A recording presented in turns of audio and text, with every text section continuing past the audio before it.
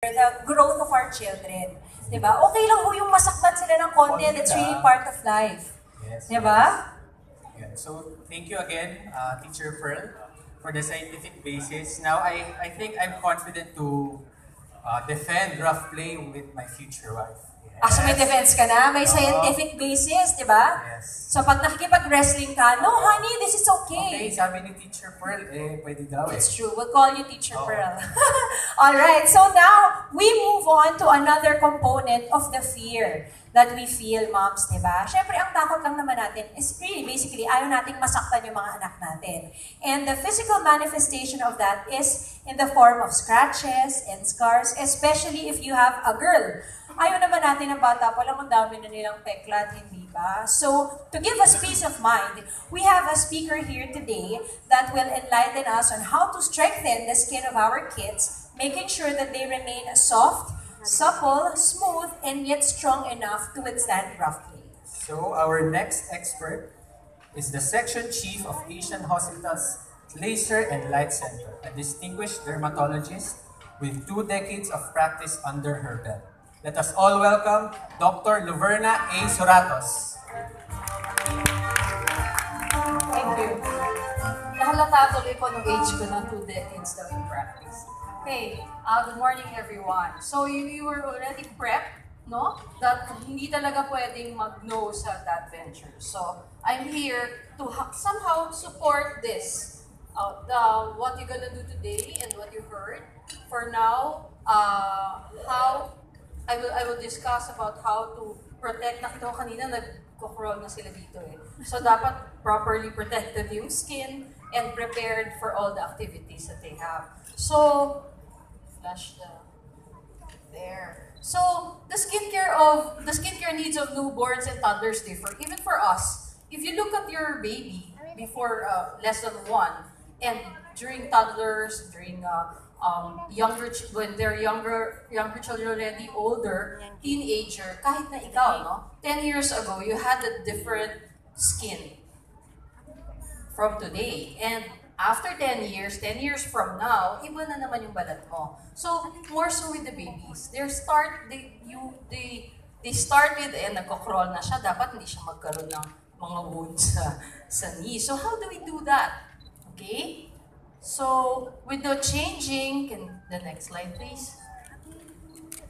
If you look at the soaps available, yung soap ko ba pwede? Ano ba yung difference ng soap ko? Soap ko yun, okay naman ako eh. Di okay din sa baby ko. But in reality, okay, the soaps would contain very high residues.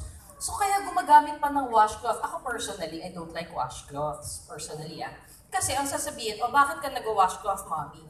Kasi di ba, Dok, nag-accumulate yung residue sa skin, di gumamit ka na to start with ng cleanser na wala kang residues masyado. So the difference probably would be pH kasi is the amount of like the acidity. So alkaline kasi the nature of the soap, no? The solid one would actually have a basic pH. So kailangan mo medyo malapit sa neutral, 5 to 6 almost. It's very slightly acidic, which is very good. And then, we want it to be a pleasant experience for the children when they take a bath. So ayaw mo nung pag ginamit yung soap mo, magagalit na siya kasi iiyak na siya dahil masakit sa mata. It's very irritating on the eyes. Okay? So, the residues on the surface of the skin can actually penetrate the cells, the gaps in between the cells of the skin. That's why it's irritating. May mga iba pa dadating sa akin. Dok, nasubukan ko na lahat ng sabon. Very sensitive ang skin ng baby ko. That's exactly the point. Sinubukan mo kasi lahat. Lahat ng yon nag-contribute dun sa sensitivity ng skin ng baby.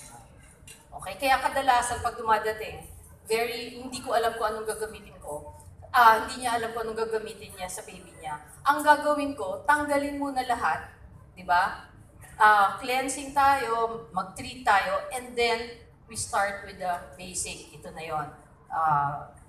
Very low residue, the pH should be, and it's formulated for baby skin. Okay, next. So, even if the skin is still developing until age 7, The truth is, it's developing until you die. No, it's undergoing some changes. That's why it's very important to maintain on mild cleansers, the lotions that you're using. No, tayo nga nagra-rush tayo dun sa mga ginagamit natin na whitening or whatever, all the different chemicals that we apply on our skin. Paano pa yung baby natin? When in fact, it's 30% thinner. Supposedly, if you're going to look at an adult skin versus your baby skin, the thickness, yun ang unang-unang makikita. Makapal talaga ang mukha natin. Lalo na yung iba, mas makapal kaysa sa ibang adults. Pero, makapal compared with our babies. And if you take note, yung yellow part, the most superficial part, mas manipis yung kanilang dead skin. O yun, isa pang tip. Bakit hindi nyo kailangan, ang binabawal ko palagi, bawal kaskas, kis-kis, kuskus sa skin when you're bathing them. Why? Because you're going to remove that dead skin, which is protective. You think of it as a barrier. Parang wall ng bahay mo, manipis lang. Versus the wall of a dam, for example, which should hold a lot of things. Pero yung wall ng bahay mo, enough yun to protect what's inside.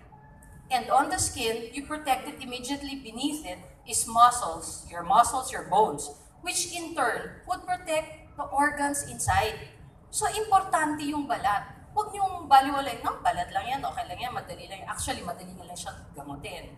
Pero, what's more important is avoidance of all the possible harsh chemicals in the environment. Ang dami nating chemicals na pwedeng makaharm, pwedeng sa atin, baliwala. Pero pagdating sa babies natin, it's very harmful.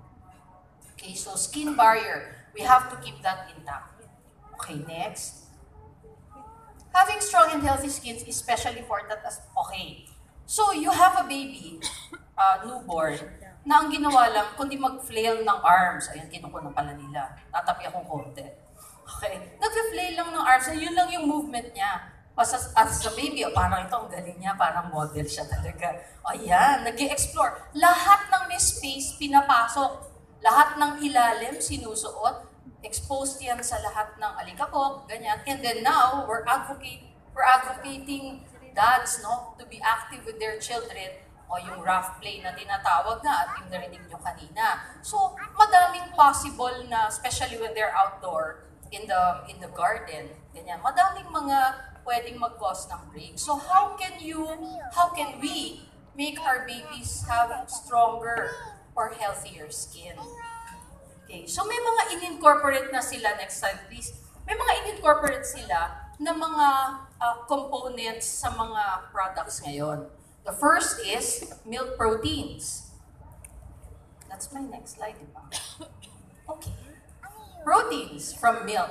Okay. Ano ba yung proteins? Di ba building blocks? Every cell, mula sa cellular level, hanggang sa buong organism, kailangan mo ng proteins. So we need that for our immune system.